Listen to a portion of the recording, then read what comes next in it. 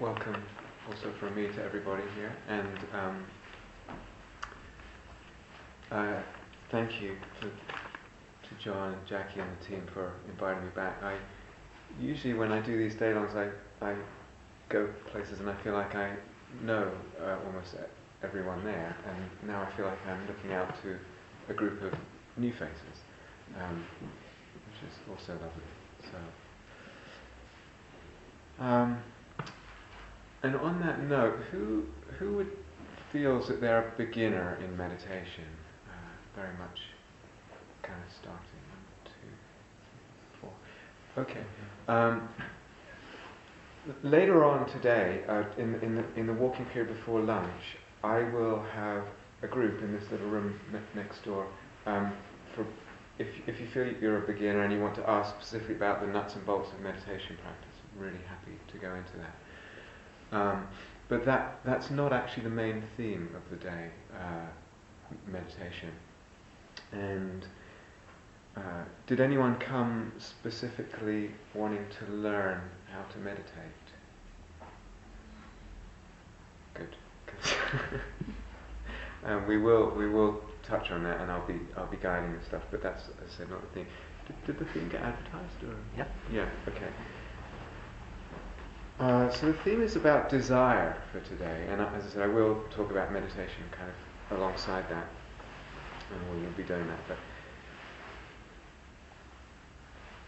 But it's very much an experiment, okay, in a lot of different ways and a lot of different levels. What we're doing today is an experiment. An experiment for me in terms of teaching differently.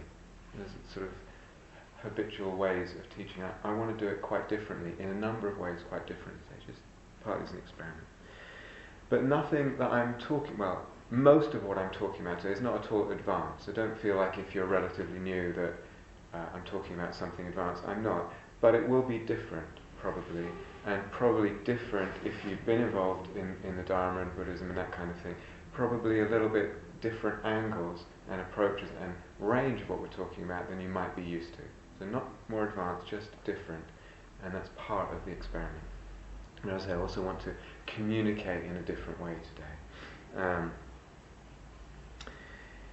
and hopefully take care as well of the meditation nuts and bolts, and so there'll be that group. Okay, so the theme is desire, like we said.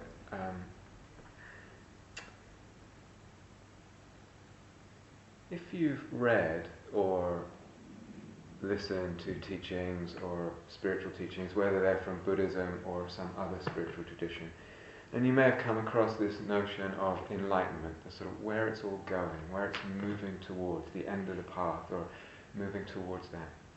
And maybe one resonates with that whole notion of a goal, and maybe one doesn't. Fine. But anyway, there is, for the most part, probably the image or the sense of what we're moving towards, enlightenment. And if you think about what would that be? What's a person who's enlightened? What are they like? What's their inner experience like? And one of the things that probably for most of us would come to mind is that they don't want anything to be different. That they are content with what is and how things are. There isn't this sense of wanting things to be other than they are. In a sense then, there's not the movement of desire so much. They're not so much in that grip, or not at all in that grip. They're just moving in life without that. And from Buddhist teachings and from other teachings, of course, we hear suffering comes from clinging, from craving, from desire. This is a fundamental message in the Dharma and in Hinduism and all kinds of spiritual teachings. So beware of these forces of desire. Let them go. Let them go. And the Buddha just many times talks about this. Just to give one quote in relation to sense desire, he said, means the kind of pleasures that we get through the senses from eating and whatever else, and nice taste. Impermanent are sense pleasures. They are hollow, false, and delusive. They are conjurers' tricks, magicians' tricks. tricks which make fools prattle. It's pretty strong language. It's not beating about the bush. So, if we look at this, and this is partly what I want to go into today, and it's a huge subject, so I really want to explore it from a few angles. If I look at my life, and anyone, whether they're a meditator or not a meditator, and just honestly looking at one's life and one's experience, it is true, of course, I can't help but see that suffering comes from desire. Desire often leads to suffering. I can see that over and over. And you just have to think about someone, or when we are caught in our addictions, for instance. How much is just this, the whole movement is funneled into desire and the gratification of desire, and how much misery comes out of that. This is a prime example of suffering that's coming from desire, is to be caught, entwined in an addiction or addictions, whatever that is, whether it's an obvious one or a more hidden one. And we can see in our own lives, again, the effects of greed. What's the effect of greed in my life? What's the effect of greed socio-politically and globally? Enormous, absolutely enormous. What's the effect of greed on the environment, on the planet? And then in so many ways, of course, this, incredible challenge we face as a human species now around climate change. How much of that is a result of human greed? The collective momentum of human greed, which somehow it goes unchallenged, it's unquestioned. The growth economy and all this, and it somehow, we want something in our society, and if it means that someone in the developing world has to stay with not what we have, so be it. And in a way, the whole political structures and the voters, it's all supporting that. And so when it came to Copenhagen in 2009, and it was George Monbiot saying, well, basically it ended up, instead of being, how can we agree to come together to help the climate, was how countries trying to divide up the right to emit carbon dioxide. Why? Because they want to keep their economy ahead. Why? It's a huge, devastating impact of that momentum of desire, the unchecked, unconscious momentum of desire in our life. And the Buddha says, not getting what I want, for example, is suffering. When I don't get what I want, it hurts, suffering. So all of this, we can see that. I just need to be honest and conscious, look at my life. I don't even need any meditation to see any of that. And so, given all of that, desire, suffering, the relationship there, spiritual teachings, Buddhism, whatever else, so let go of this clinging, of this craving. Let go. And I don't know if you've been around these circles and read and heard. How many times have you heard that? Let go. Have you heard that before? Someone saying let go? Yeah? How successful has it been? So sometimes I can let go. Someone says let go, me or someone else, or you read it, let go sounds fantastic. Let go. Great. And when one tries, there's limited success. Sometimes it's good, and oftentimes it's not happening. Now, why is that? Why is that the case? This is actually a really interesting question. Why is it that sometimes I can't let go? And many reasons. It's complex. Oftentimes we will blame ourselves. It's because I'm not evolved enough, it's because I'm not spiritual enough, it's because I'm da-da-da-da-da. So all the blame goes here. But maybe it's more complex than that. Maybe some of the reason it's so difficult to let go is that desire itself is not as simple as we might imagine. Desire is not so simple. There's more to it. Some time ago, a practitioner, a student of mine who I work with on and off quite a bit, had a retreat or something, or an interview with another teacher, and I also know the teacher quite well, in fact.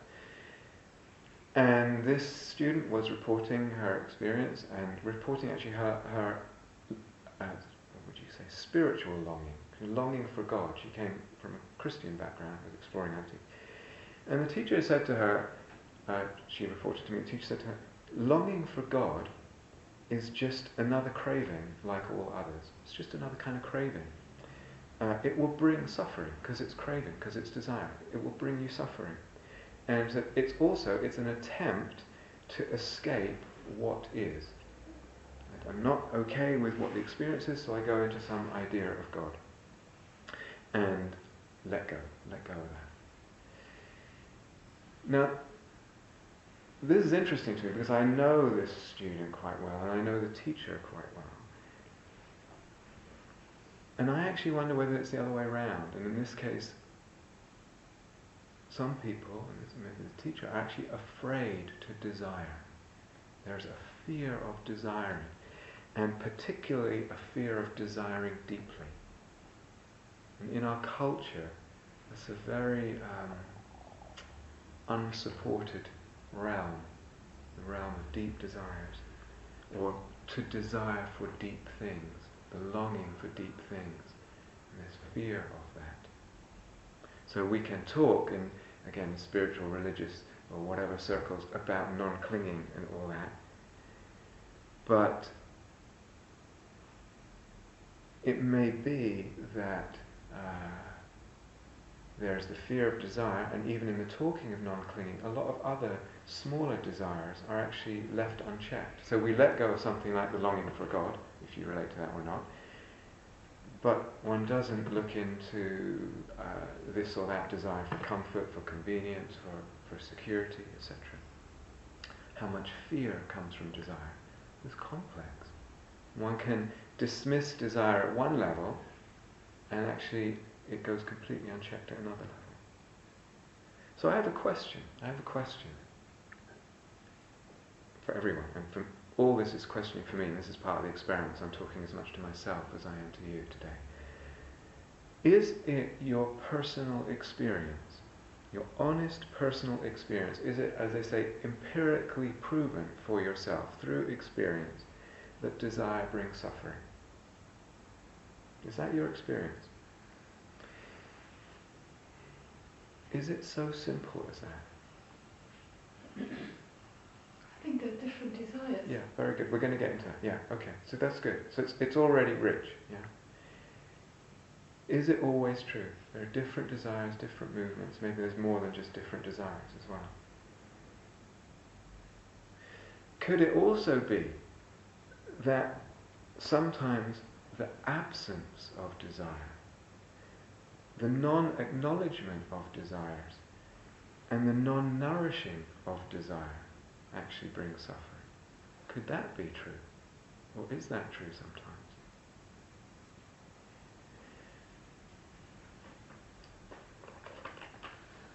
So, I don't know, I think that's a very interesting question to explore there. So this is partly some of what I want to go into today, and like I said, a lot of experimentation. I want to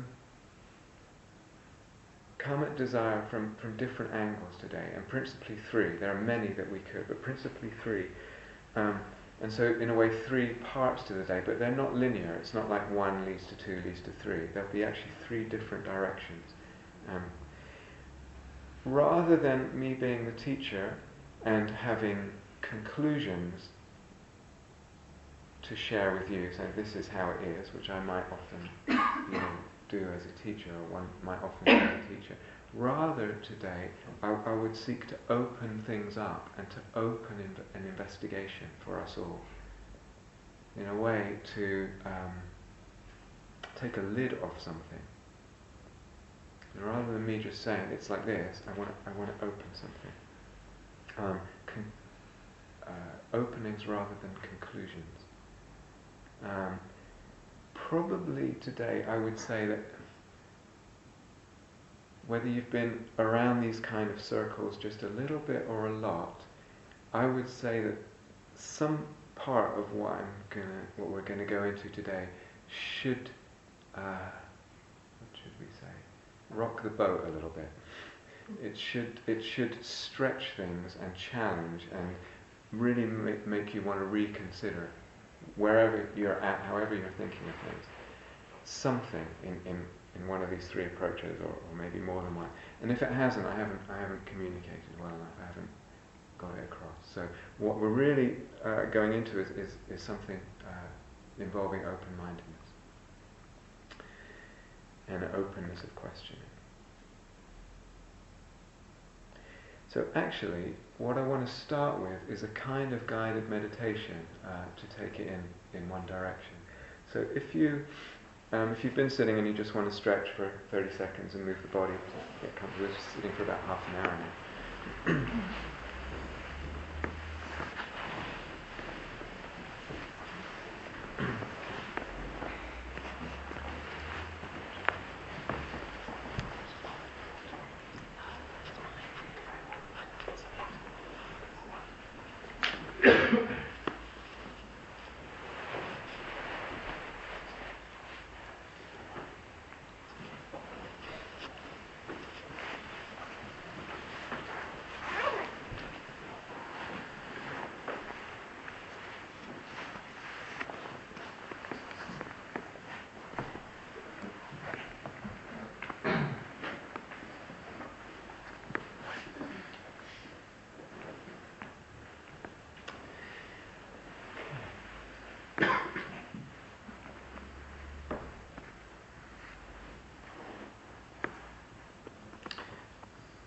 So, actually, I'm not even sure if I would call this a meditation. So, whatever is a comfortable posture for you, but it probably is helpful if your back is straight and there's a certain kind of wakefulness.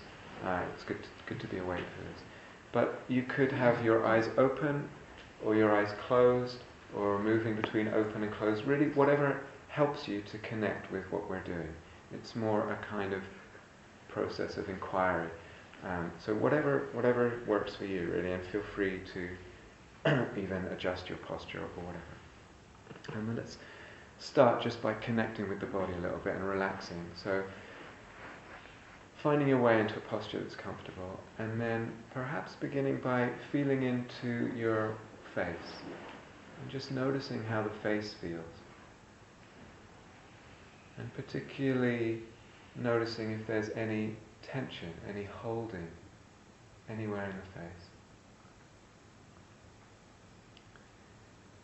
And just relaxing as much as you can of any tension that you notice. So it might be around the eyes, for instance. And just sensing in and letting go, relaxing.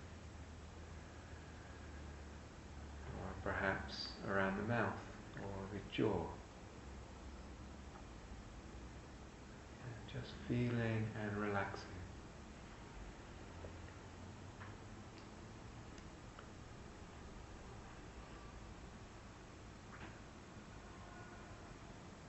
And the neck and the throat.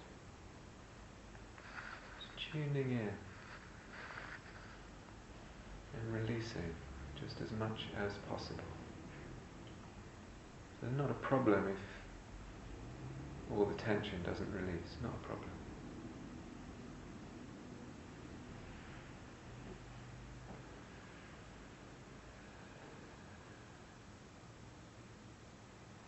The shoulders, just sensing in and releasing, letting them drop downwards.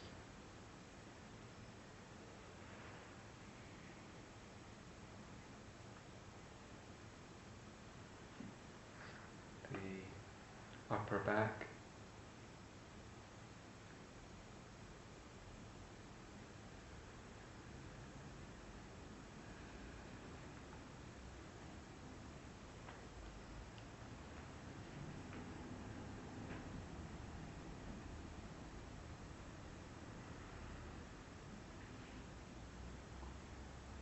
So just accepting how it feels. Really not necessary to get rid of all the tension. It's really okay. Just relaxing what you can. The arms, the hands.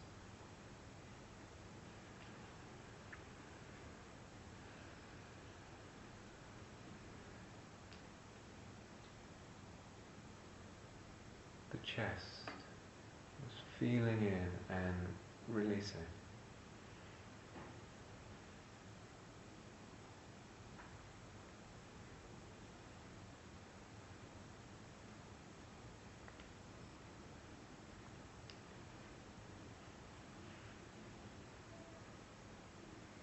And then the abdomen and the belly. and particularly the lower belly. Just tuning in there and letting it go, letting it hang down towards the floor.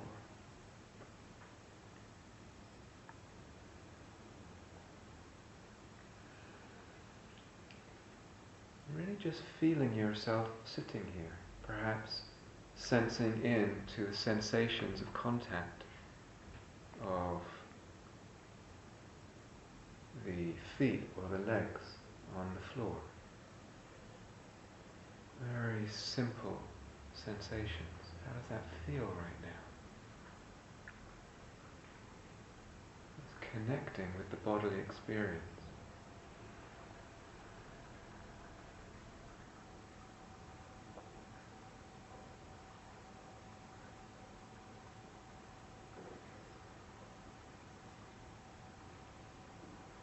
Sensing into the sensations of the back side on the chair, on the cushion, the bench.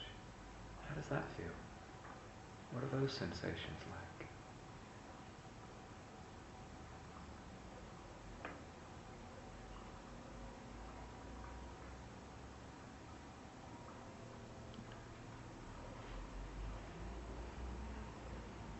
Just letting yourself feel the totality of the experience of sitting right now. Very simple. What does it feel like to sit? How does it feel like to be in the body, to inhabit the body right now?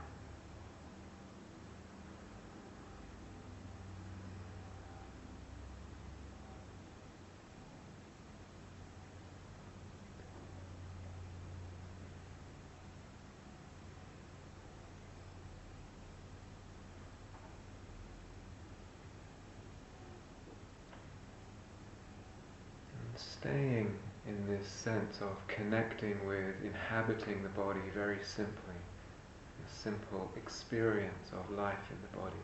Staying in touch with that. And seeing if you can connect to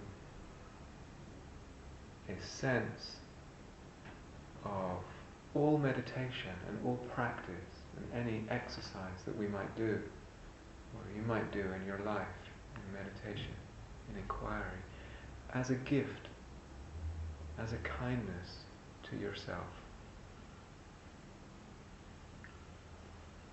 So whatever we're about to do, anytime we sit down to meditation, we're coming out of kindness. This is the movement. This is something we're giving ourselves. This is a kindness we are giving ourselves. And that's all it is, and that's all it can ever be.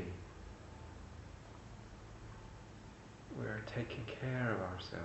We're giving ourselves something lovely.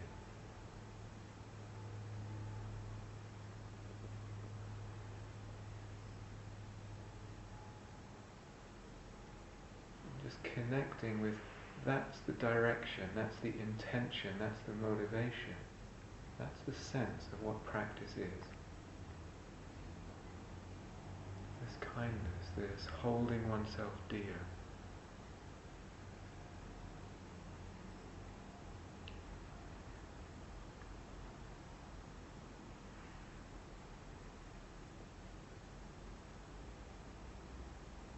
If it helps you to calm a little bit, you can connect with the breath right now, just for a moment or two before we begin this journey.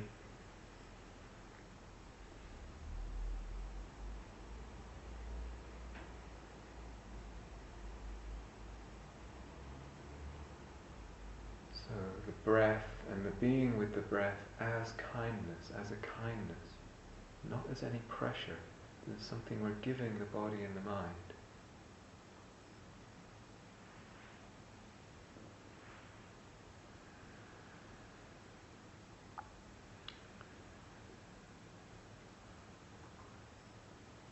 So the invitation is for the whole inner space to be one of kindness.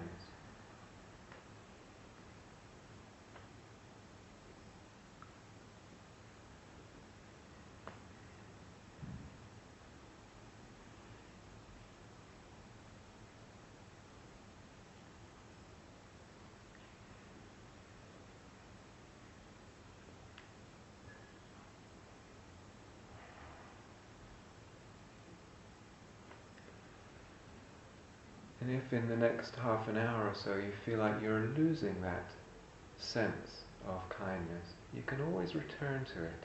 And remember, this is why we're doing this. This is a movement of kindness. So just remember that.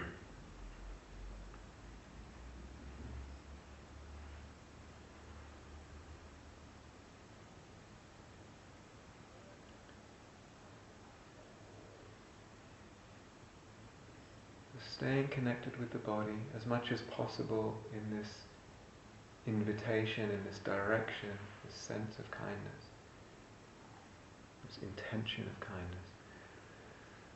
But staying in the body, when you're ready, if you feel ready, you can start with an imagination. And this bit is optional, this imagination is optional. But if you want, if it feels okay for you, you can imagine yourself, hopefully years from now, on your deathbed. The time has come for the end of your life, the end of this journey. You're born into this world and moving through the world and all the experiences. And time has come for the ending of that, and you know it's the end. You know this is the deathbed. Yet you're clear, you are lucid. Death is coming perhaps in the next day or two. And you are lucid and clear enough to look back on this journey. Look back at your life, the whole of your life, from the perspective of knowing that it's ending. So this bit's optional, but it may help what follows. It's just optional. See how it is for you. It could be a visual imagination, it could just be a sense. And just let's pause there and notice the feelings with that. If you are doing this imagination, just notice how that feels and what comes up for you.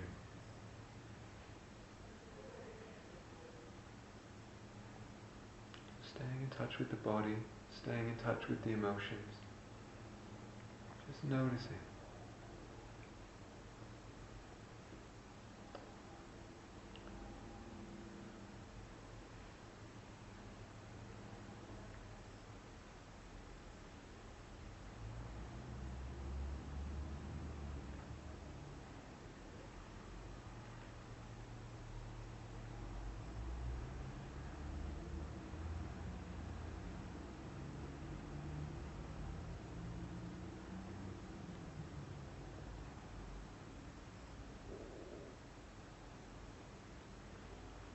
Now, whether you're using that deathbed imagination or not, it's fine either way.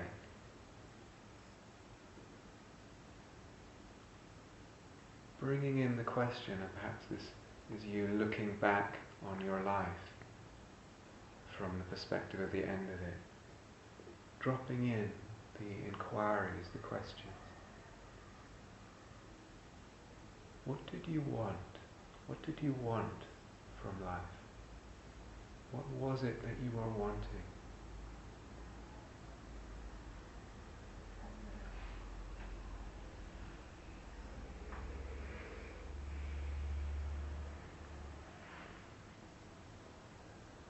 This miracle, this wondrous journey is ending.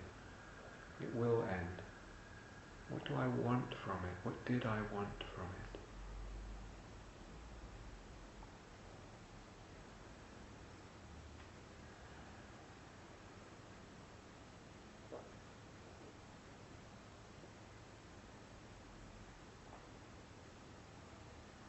All this is unfolding in kindness, that space of kindness, in touch with the feelings, taking care of yourself. Or we could put the question another way. What do I want to put my energies towards? A human life has limited energies, limited time, not infinite. What did I want to put my energies towards? What did I want to move towards?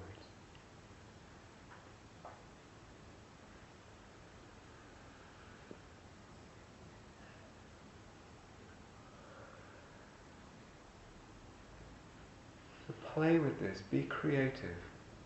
Maybe the words I'm using or the image doesn't help you. What helps you to connect with this and bring this thread of questioning alive? Play with it.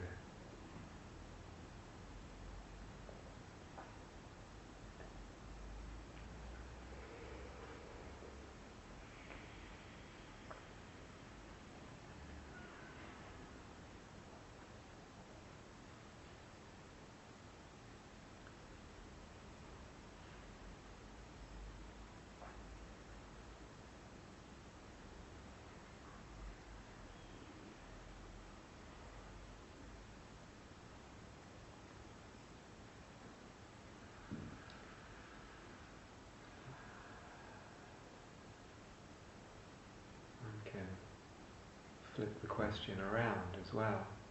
And perhaps at the end of life, or with the overview of life, even if it's from right now, and say, what would I regret not doing? What would I regret not trying, not going for? Leaving out a movement towards. What would I regret? You could ask it that way.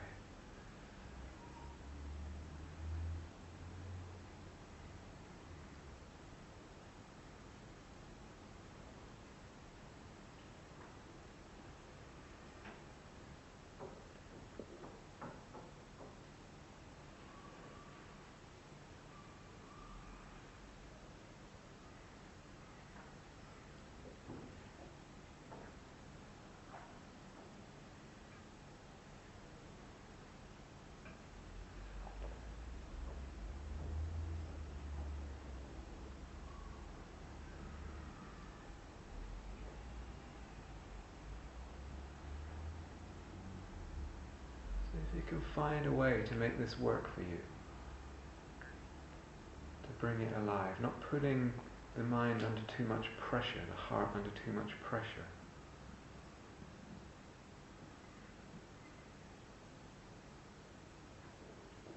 What works for you? And noticing, really open in the noticing. So what comes up when you drop these questions in? When I ask myself these questions, what comes up for you?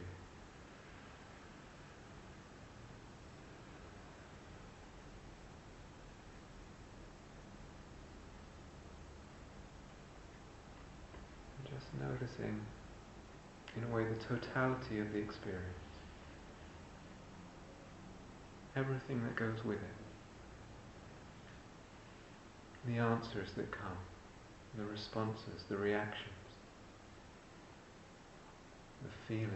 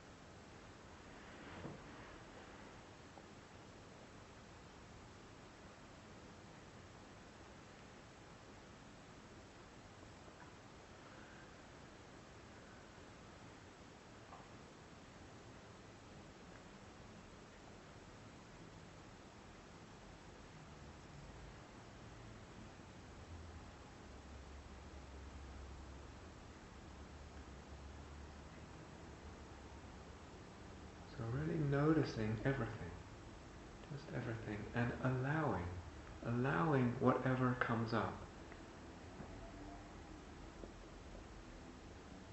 whether it's a thought or an emotional reaction or a disconnection, a dislike, whatever it is, a judgment, a feeling, allowing whatever comes up in response to this inquiry, noticing and allowing.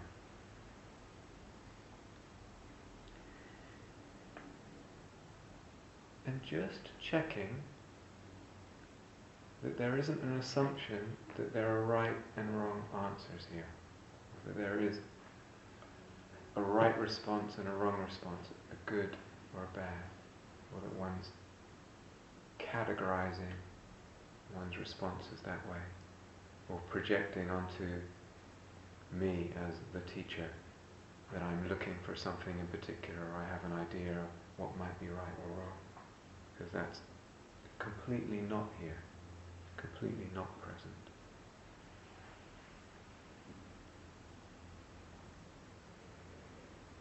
There is a bias for deep desires versus superficial. So this is actually about honouring the truth of what comes up for you. Really honouring your own truths.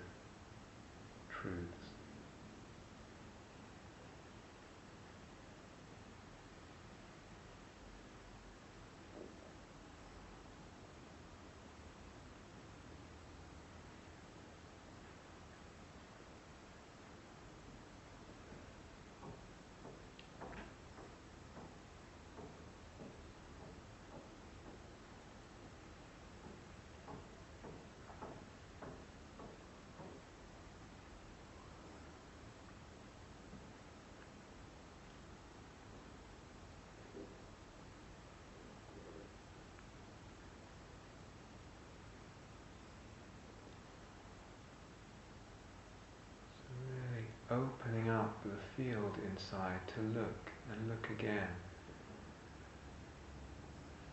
A real openness of inquiry.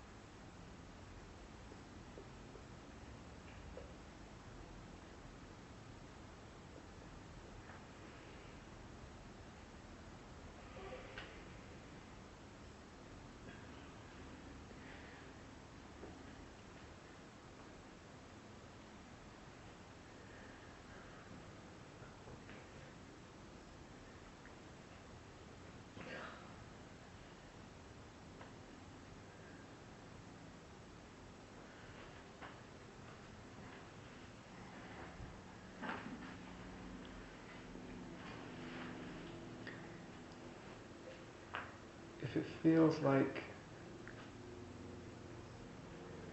not much of interest is being yielded here, it can be for a number of reasons, and that's okay too. Perhaps you already feel like, I know exactly what I want. I've always known. I've known for years. And one looks and asks a question, one gets the same old thing. Maybe that's fine, but check whether my familiar answers are actually still true. Just check. Are they still true? Is it still current? Is it still alive? So really softening the assumptions around everything.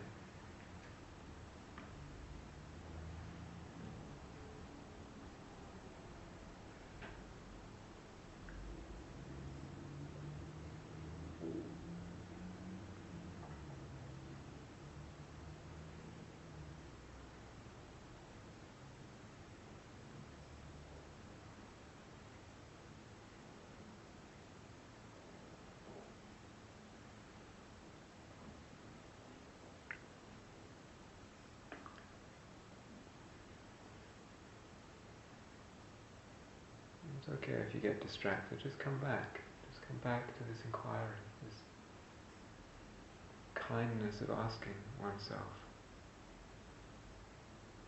penetrating questions.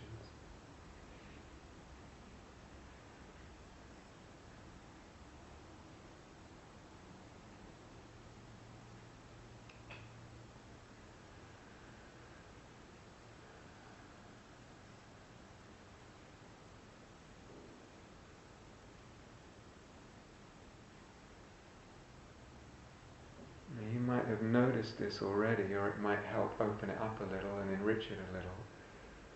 We could say, or you might notice, is there a difference between, so to speak, what I want outwardly, in the outward life? Maybe there's certain desires outwardly, and what I want inwardly for the inner life. And maybe they're the same, or maybe they're different. And that might help differentiate the inquiry a little bit, sharpen it a little bit.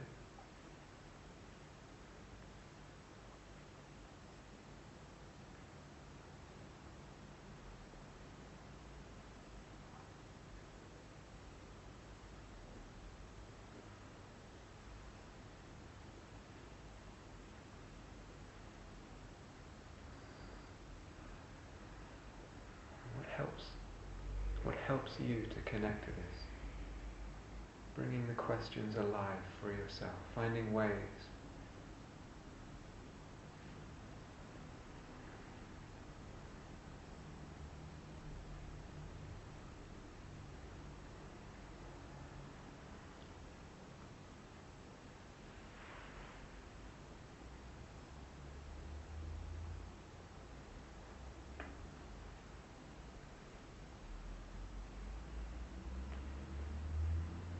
Perhaps,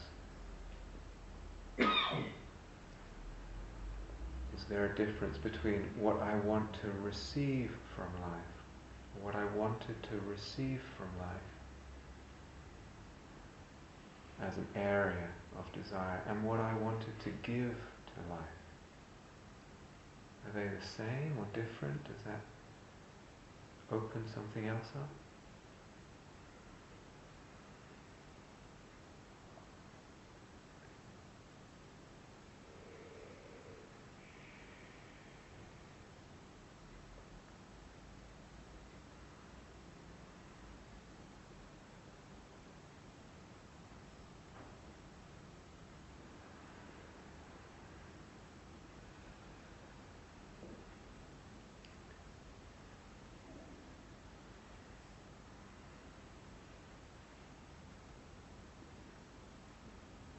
What comes up when I put this in? Is it one thing that I want in my life? Is it a few things that seem really important? Is it many things? Or is it some other feeling altogether, and the whole inquiry goes in another direction? Perhaps it brings up fear.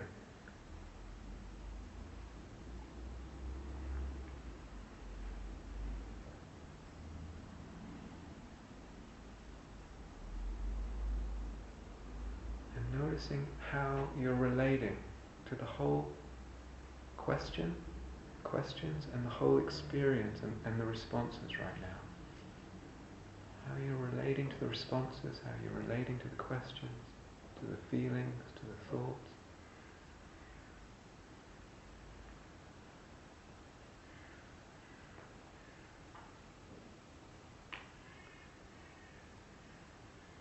Am I assuming it's better to have just one desire, or many desires, or no desires?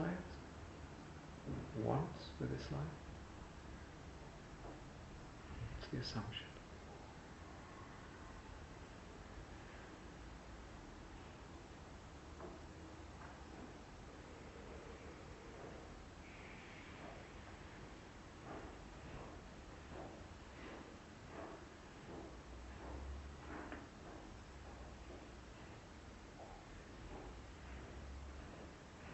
Does it feel like some desires, if there are more than one, some desires, do they feel more important than others? Can you feel a difference there? Can you feel in to the desires? and what they feel like.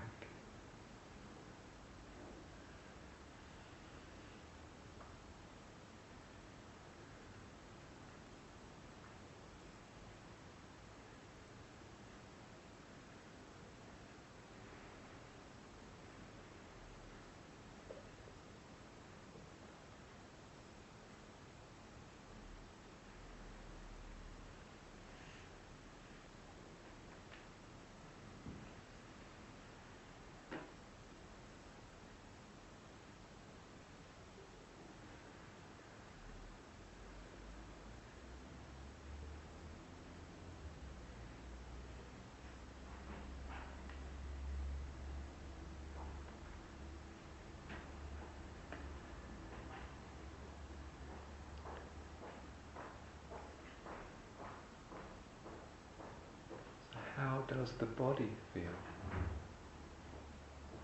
in asking this and getting different responses? What does it feel like? What comes up?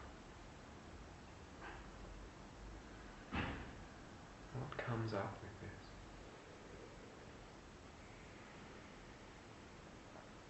And just noticing and feeling, even if it's resistance or disinterest, disconnection, whatever. Judgment, just noticing what comes up. Feeling it, allowing. Very much feeling things in the body as one part.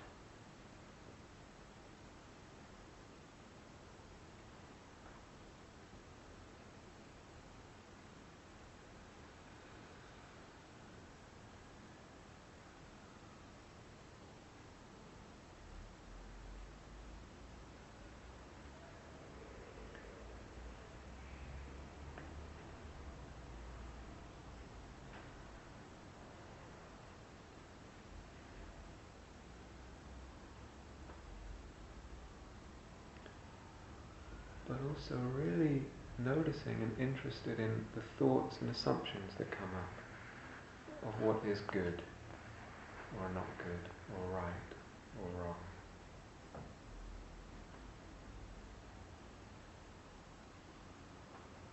Or maybe a desire comes, a want comes as a response, and some part of the mind says, but that would be impossible to get that. And not getting it would be painful. Or there's no point wanting that. I could never possibly get that, whatever it is. Maybe that's a response, a part of the mind.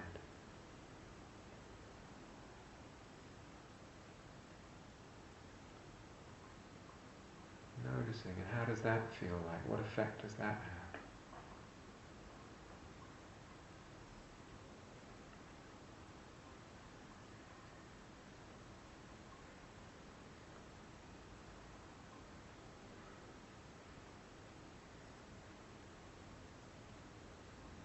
If I have a want, maybe some part of the mind says, but I might fail.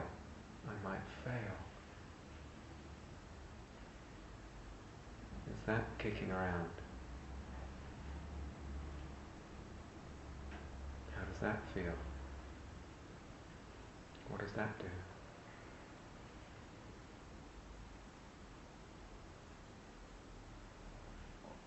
Or sometimes some part of the mind says, I don't deserve that. I can't want that. I won't even let myself think about wanting that because I don't deserve that, or this, or those things. Or maybe that's one of the responses. Just seeing the effects and seeing the feelings.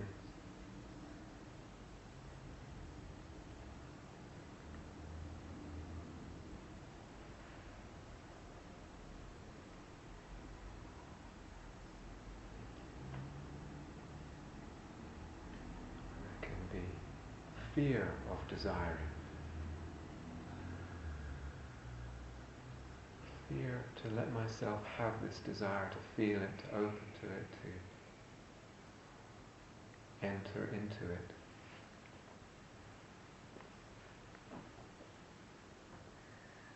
It's possible one or some or maybe none of these responses. Just seeing what's there, noticing and feeling.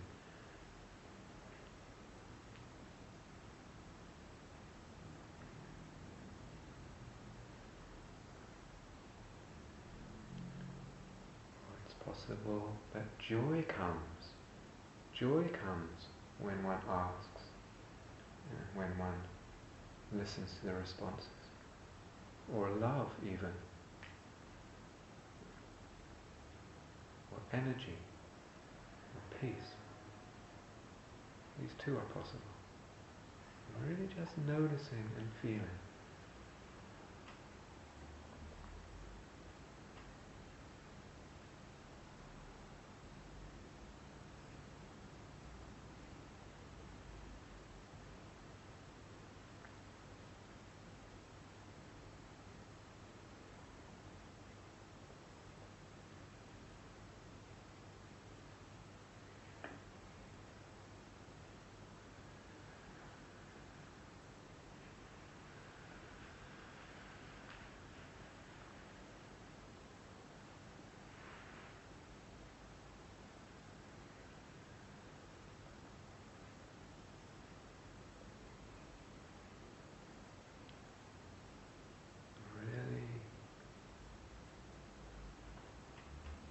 Coming back to the sense of this inquiry as a kindness to yourself.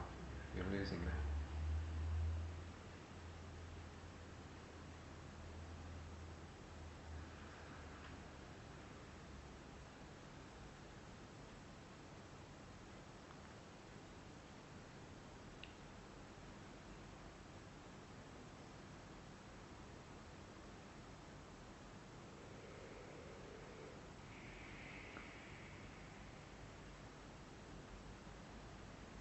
And in relation to this desire, these wants, or these want, plural, singular, or whatever, does it feel important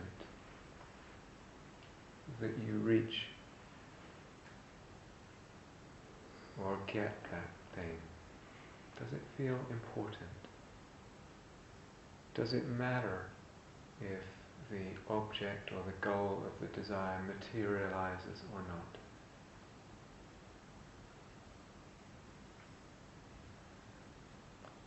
Or is it just perhaps giving oneself to it fully, and the sense of knowing that one is giving and has given oneself to it fully? Would that be enough?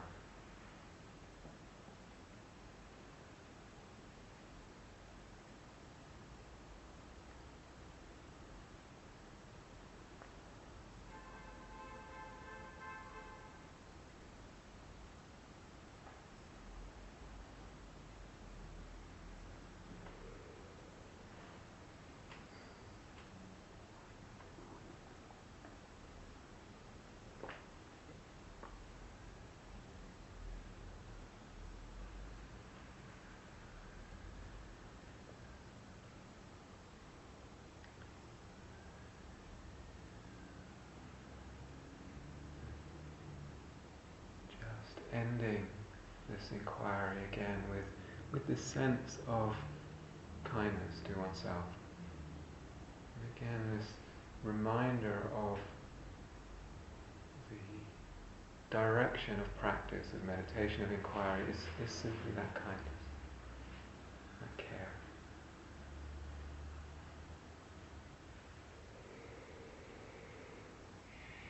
And caring for ourselves. Through caring for ourselves, we're caring for the world.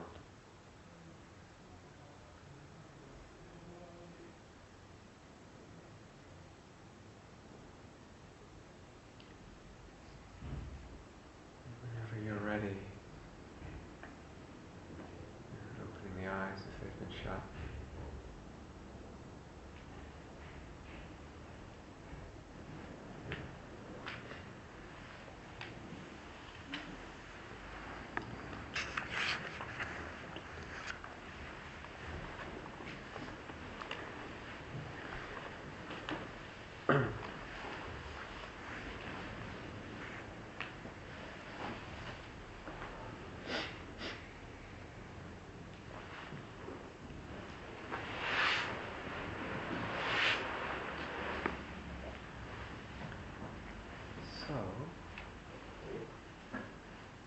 I'm a little bit curious how that was.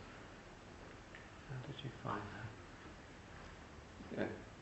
You don't have to share, but just if anyone does want to say a little bit or give some feedback or realise in a group of people you don't know, it's not important if you don't want to, but I'm just curious if anyone does want to say anything.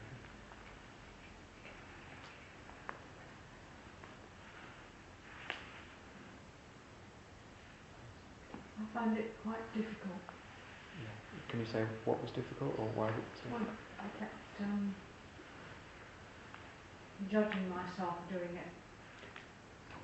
Yeah. What were you judging? I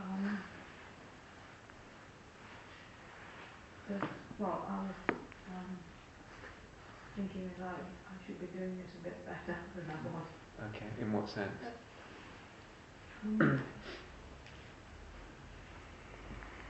I'm not quite sure how to.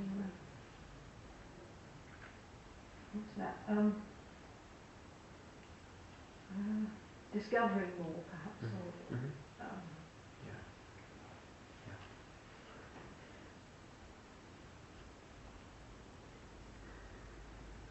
Did you feel like you discovered anything?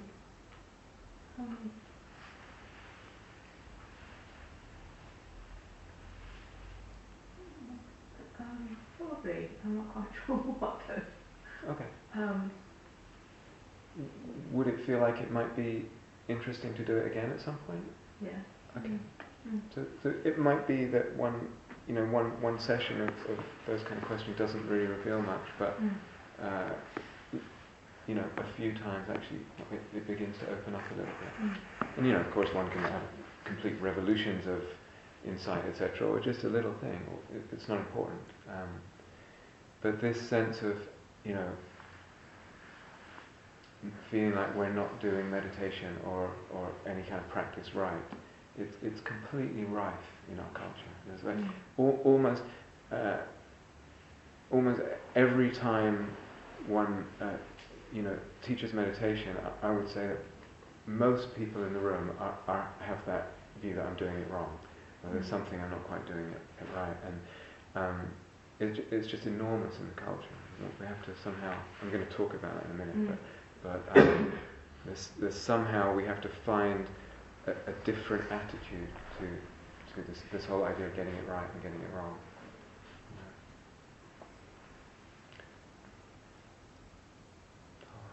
Okay. Did anyone find that uncomfortable? Was it difficult?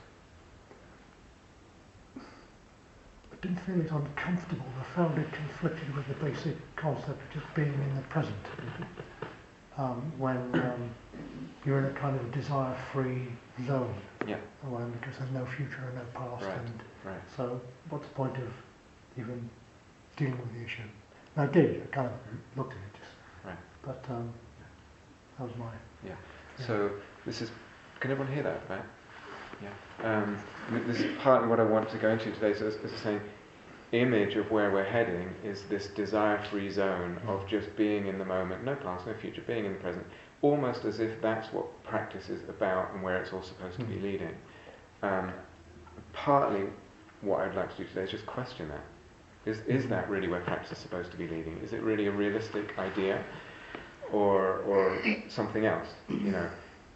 What if that was the case? What would be the results of that may be unexpected, etc.? And is there some value to actually going against the grain of sort of modern thinking a little bit?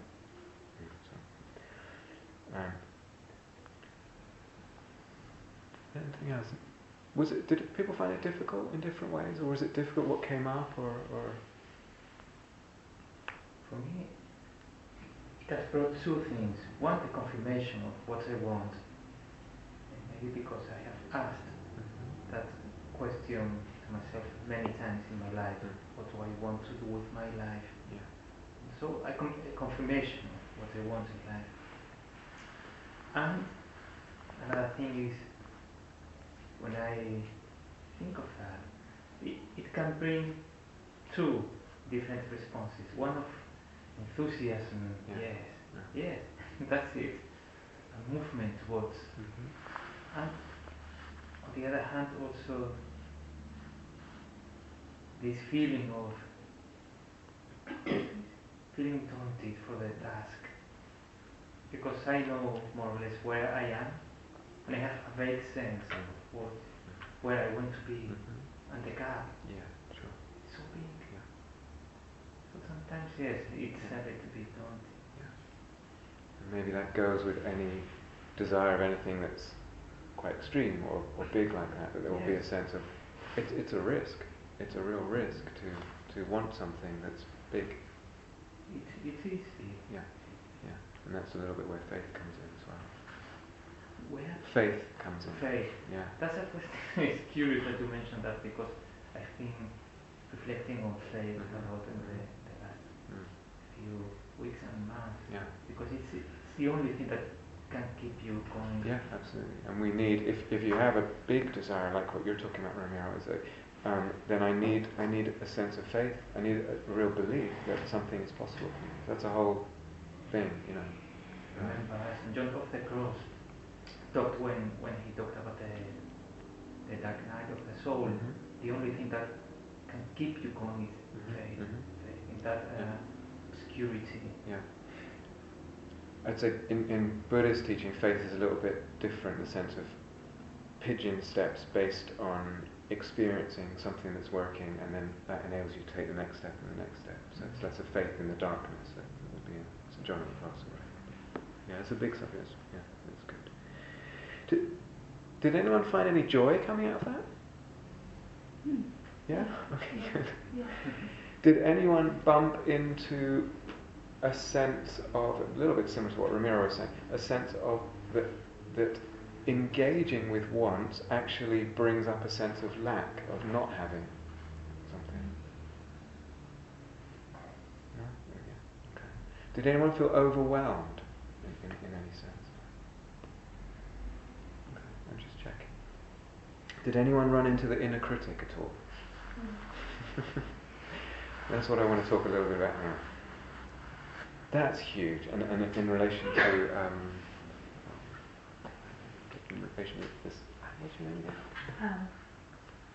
Anne. In relation to Anne, you know, the inner critic comes in everywhere. And it was in relation to just doing the exercise. Am I doing it right? I'm probably doing it wrong. But it could also come up in relation to what our responses are when we ask what the desires are. And so quickly, this self-critical voice, this character inside, comes up and it will squash. It will squash what we want. It will ridicule and dismiss. And especially in relation to deep desires, what we really want, like what we have a lot of a deep desire for, it will squash it. Squash it so much that it can't even see the light of day in some cases.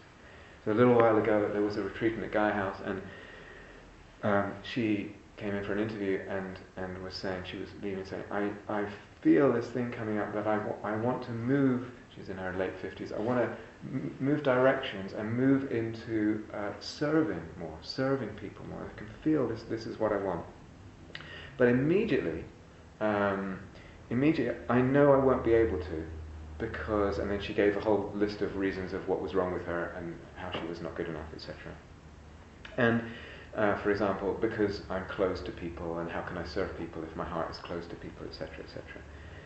What was interesting is, and I know her quite well because she comes quite a lot, is that it wasn't that the self-criticisms that she was giving herself were completely untrue. There was some truth. She was, there was a degree of closeness, etc.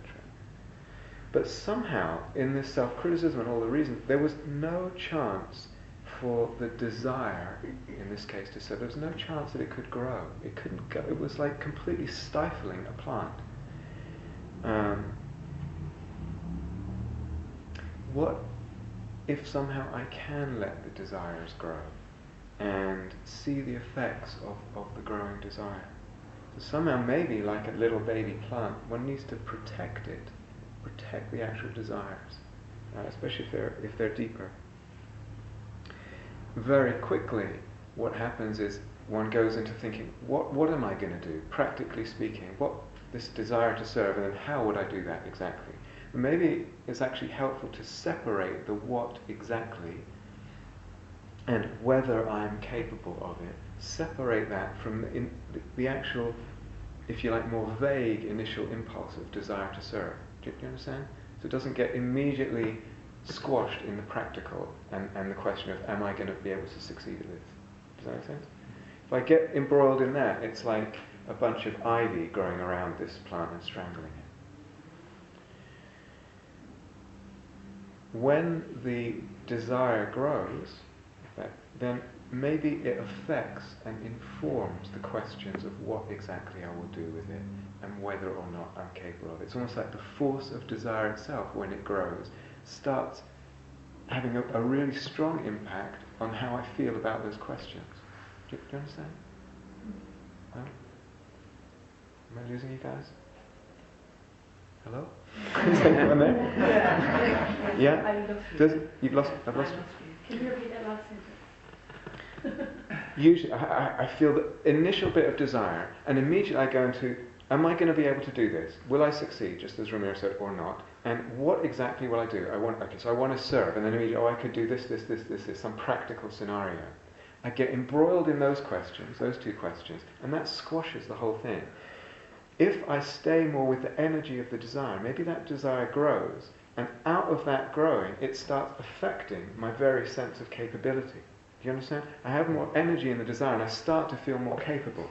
And the clarity about what to do practically becomes more clear. Just by itself, just by the actual energy of the desire. What happens if the energy of that desire is quite uncomfortable? But what happens if the energy of the desire is quite uncomfortable? I'll talk about that later this afternoon, because it's a sense of really opening to it. Really, really opening to the energy and letting it flow more. Can some desires be an inner guide? Absolutely. And that's what I want to go into. Yes, exactly. Can some desires be an inner guide? Yeah, beautiful. In this case, this woman I was talking about, immediately, so she had this, even that she let herself experience the desire, I want to serve, was something new for her. So it got a little bit of the light of day, but then immediately comes all this other stuff. And then she starts bringing in Gandhi and Mother Teresa and da-da-da. And so, well, I could never da-da-da-da-da-da. What's the point of bringing up people like that? All that did was like taking a big measuring stick and whacking herself whacking the desire in herself on the head. That was the only function that it served to bring up Mother Teresa and whoever. It wasn't even that she let herself be moved by the example of their life. There was no sense of emotional connection. All it was a measuring stick to batter. What if, again, I could let that inspiration, if there is some corollary inspiration, let that in on an emotional level, and again, similar, the emotion will work, and it will work on the self-view and the sense of possibility. It's a different way around. Inner critic inhibits desire, especially deep desire. Inner critic squashes deep desire. Interestingly, with most internal things, if not all of them, causality works both ways.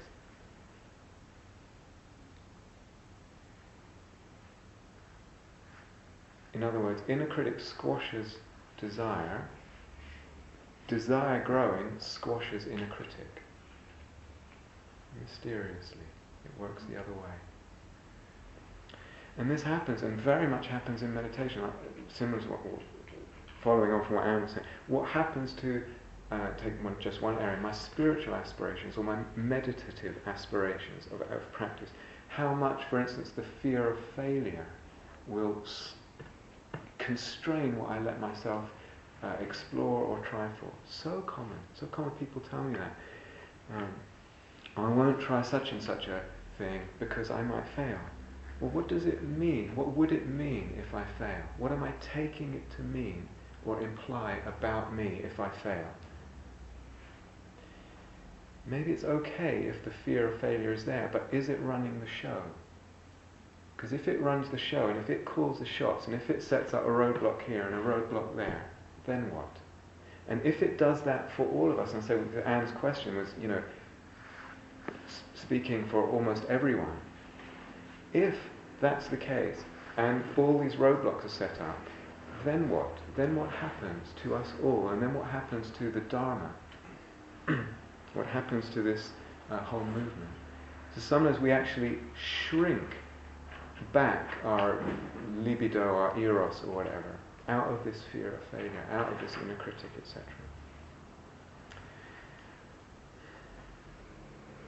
So, typical spiritual teachings and Dharma teachings, as I said earlier, desire, clinging, going out of the present moment, etc., and wanting something other than what is, that brings suffering, drop it. That's very usual. And you've probably all heard something like that, right? Sounds relatively familiar. Let's dwell on this a little bit, because have you ever had the experience that you've had a desire, and if you look back at your past, and you wanted this thing or that thing, you really wanted it, this person or this relationship or this thing or this house or whatever it was, and you really wanted it and you didn't get it. And then some time goes by, and you look back and you honestly say, it was fine that I didn't get it. It was really fine. You ever had that experience? It's important to realize, in the moment of the desire, it feels like it's really important that I get this thing. A little time goes by, and it's like, it's okay. So I remember a very, very silly example, and there's a reason I mentioned it, so I should come back to. I started meditating in England as I was 19 or 20, and quite young. And then after a couple of years, I moved to America, and I got really into it. And I wanted this book. I'd heard about this book that explained about deep concentration states. Now, it's an ancient text, and I was looking everywhere for it, and there was no Amazon.com back then. So it's actually quite hard to find. I asked everybody, I traipsed everywhere in all these obscure antique bookshops, etc., etc. And it was really quite a hassle, and I did the same when I got to America. So no one knew where to get this book, and I really, really want to find out what it says in that book, and it will help me and explore. And then I never found it. And you know what? It was fine. It was completely fine. Silly example, but I'm mentioning it for a reason, which I'll come back to. But it was fine. Okay, you notice that. You've all seen that. And have you, on the contrary, have you had a desire and got what you wanted, and then a little time goes by, maybe not a very long time, and you realize, it wasn't as fulfilling as I thought. It didn't bring lasting satisfaction. Have you had that experience? Right? Have you heard these kind of teachings before? Yeah? Right. Good. So I don't need to go into that today, because you've heard it before. We know that, right? We're familiar with that. And yeah, we need to see it again and again. But we've heard, right? Sounds familiar enough? Yeah? I'm going to go in different directions today. That book, that text, that weird text, someone actually gave me a copy a few years ago, and now I look at it and I said, why on earth was I interested in this? It's not interesting at all. But I look back on it, and I wonder, okay, it's a very weird little example. I'm choosing it because it's weird and obscure and seemingly ridiculous. It wasn't the book that I wanted. It was because it said something about a certain avenue of practice at a time that I was reading. It was about jhanas, and I really wanted to find out about that. And jhanas, some of you might know, they're states of deep concentration which bring a lot of pleasure, a lot of bliss. But it wasn't even the pleasure and the bliss that I wanted. That wasn't what I was after.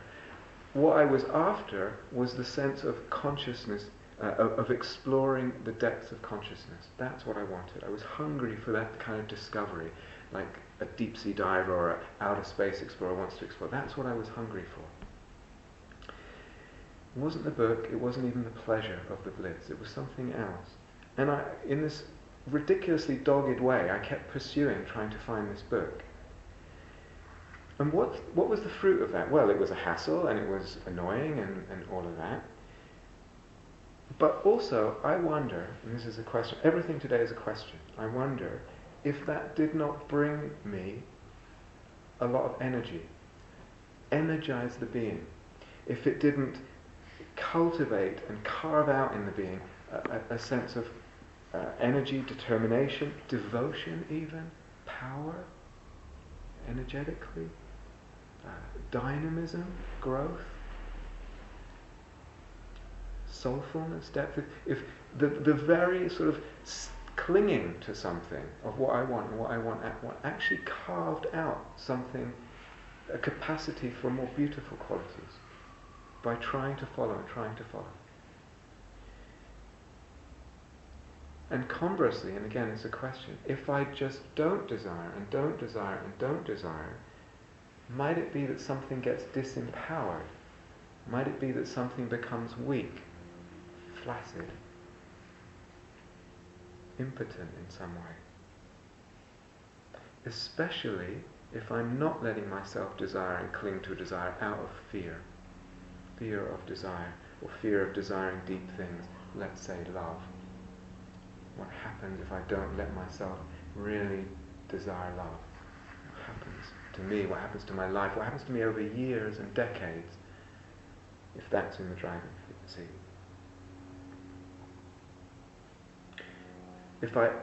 This is complex, if I only allow more superficial desires, maybe something I'm always following this pleasure or this comfort or this convenience, but not the deeper. Maybe something gets weak in the being over years.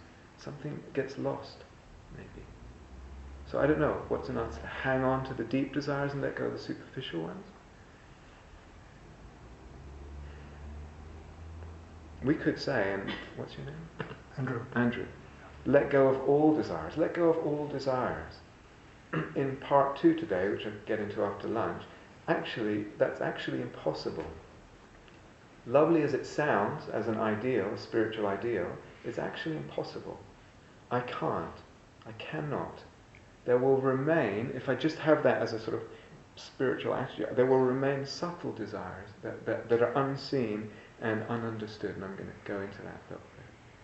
There's even, and this goes back to, what's your name by the way? Christina, yeah. Beginning at the beginning, sort of different kind of desires. Even the Buddha had desires. Maybe there's always desires. Right after his complete unexcelled awakening, one of the first things he thought was, who can I share this with? He wanted to give something. And then he started looking for people, and then he thought, oh, my friends, and they were over 200 miles away in India in the hot season, and he walked because he had the desire to teach. And he was always, oftentimes the stories of his later years, he would think, who's ready to hear the Dharma now? Who's ready for teaching? It's a question of desire. I want to give something. I want. He would seek out those who could understand, deliberately seek out those who could understand.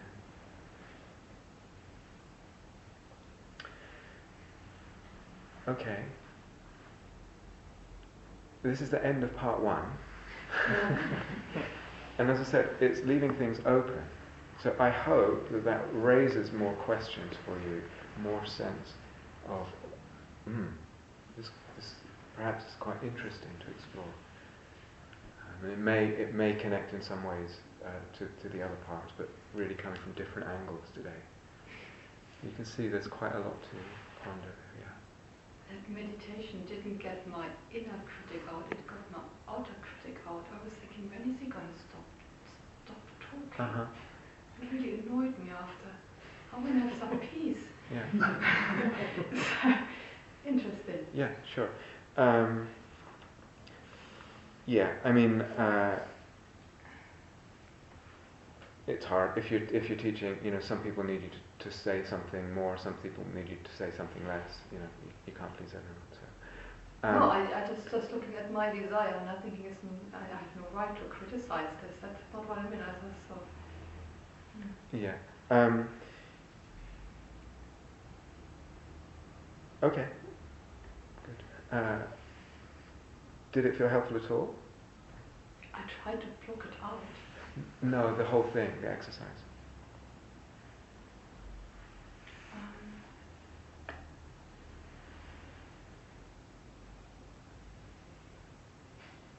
Okay, maybe not. That's fine. It's completely fine now.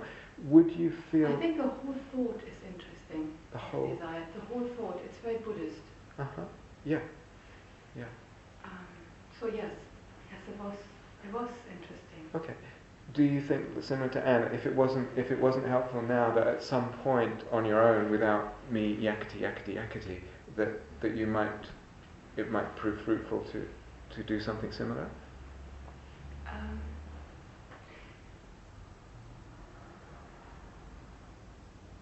Yeah. Okay, that's fine. So this, I think today will leave you with more questions than it will answers, and more sense. Oh, I could pursue that, or pursue this, or pursue that. So I'm hinting today at things you could pursue. That's all. And you're quite right. From a Buddhist perspective, this will be quite interesting because, as Andrew was saying, it's opening up. Maybe how we might, circumscribe an inquiry because of Buddhist background. What was interesting, what it brought me to, the questions you were doing, going back from looking back at your life, it was making me look at situations which I wished I had done differently, and then I thought I'm going to use this time to heal that. So then I wished you would stop talking so I could have some space. Right. Okay. To look at that. Yeah. Yeah, because it felt like there was a process. Sure. But because you kept on making your own suggestions, it didn't leave me space to go into this on my own. Does that make sense? Of course, yeah. So again, it's something you could do on your own when no one else is talking. And that would be one direction where that could go in. But that would be slightly different than the intention with which I brought it up. And that's fine. Maybe another time you go into it, it would be more in line with what I was saying, whatever. It's all fine. It's all good. Yeah. Please. I was just thinking, because in Buddhism, from my understanding, there's unskillful desire and skillful desire, karma and dharma chanda. Yeah. So it may be a wrong view that's current in modern meditation circles. It's all about getting rid of desire. Yeah. Very good. So. You're quite right. In classical Buddhism, there is a distinction, and yet in a lot of modern meditation circles, it's like almost all desire gets, and that's why I'm bringing this up. And then the question is, what is skillful and what is unskillful, and how does that work? And that's partly why we did this. It's like. But even then, to come with a preconceived notion of what's skillful and what's unskillful may not be that helpful. Yeah, well, it's not that black and white. No, I was exactly. thinking that maybe it's to do with identification. Okay. And fix to push away desire, for example, is aversion. Yeah. We're acting from a place of a fixed view. Good, very good. So that's partly what I want to come back to in part 3, and open the thing up even more. That there's quite a lot here about self and preconception, etc., around desire. But classically, there's a distinction of skillful and unskillful desire. And we have to be careful nowadays that just all desire doesn't get in some notion of what we're supposed to be moving towards that's not quite maybe fully helpful, put it that way. Yeah, that's great. Okay, let's enough for now. So we'll do a walking meditation now.